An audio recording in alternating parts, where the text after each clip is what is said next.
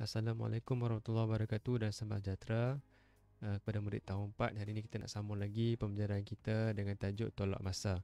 Sebelum ni kita dah tengok tajuk tolak masa juga, melibatkan hari dan jam, minggu dan hari.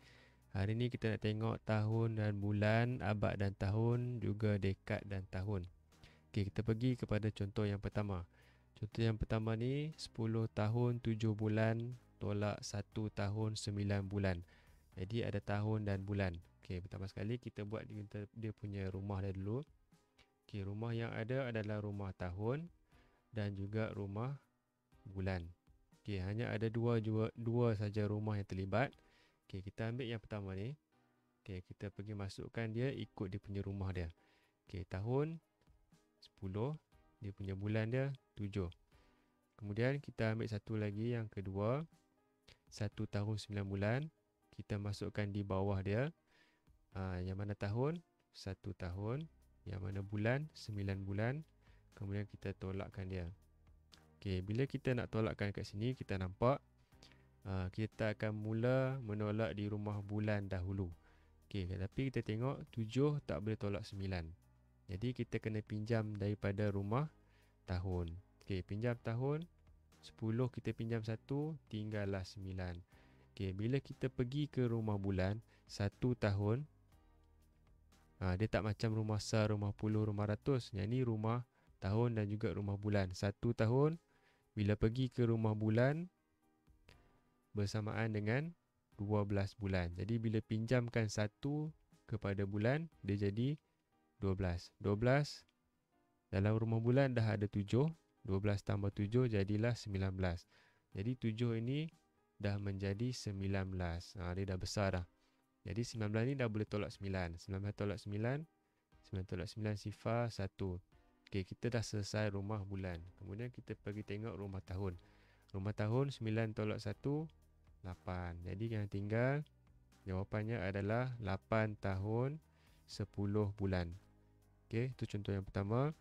Contoh yang kedua, kita ada 20 dekad 3 tahun, tolak 4 tahun, tolak 5 dekad 8 tahun. Ada 2 kali kita kena tolak.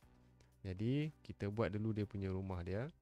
Yang ini bukan rumah tahun dan rumah bulan. Ini adalah rumah dekad dan juga rumah tahun. Okey, rumah dekad, rumah tahun. Okey, kita ambil dulu yang pertama ni. 20 dekad 3 tahun, masukkan di rumah. Okey, rumah dekad 20, rumah tahun 3. Kemudian kita ambil 4 tahun. Dia 4 tahun ni dia tak ada dekad. Jadi kita masukkan di tahun. Okey, kita buat operasi tolak. Kita tolak dulu.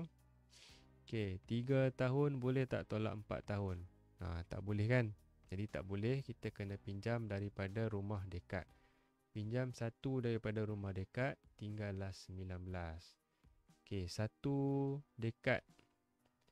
1 dekad bila kita pinjamkan kepada rumah tahun, dia jadi 1 dekad bersamaan dengan 10 tahun.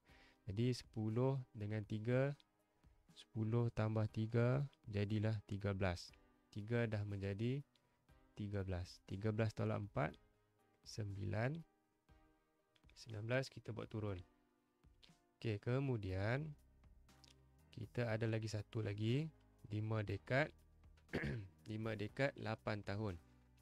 5 dekad 8 tahun. Kita masih belum habis lagi tolak. Kita boleh je letak di bawah ini ataupun kita buat di sebelah lagi di rumah baru. Okey, 5 dekad. 5 dekad. Tahun dia 8 dan tolak.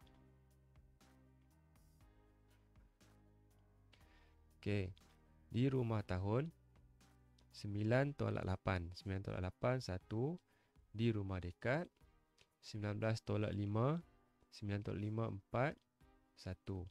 Yang tinggal di bawah ni adalah 14 dekad dan tahun.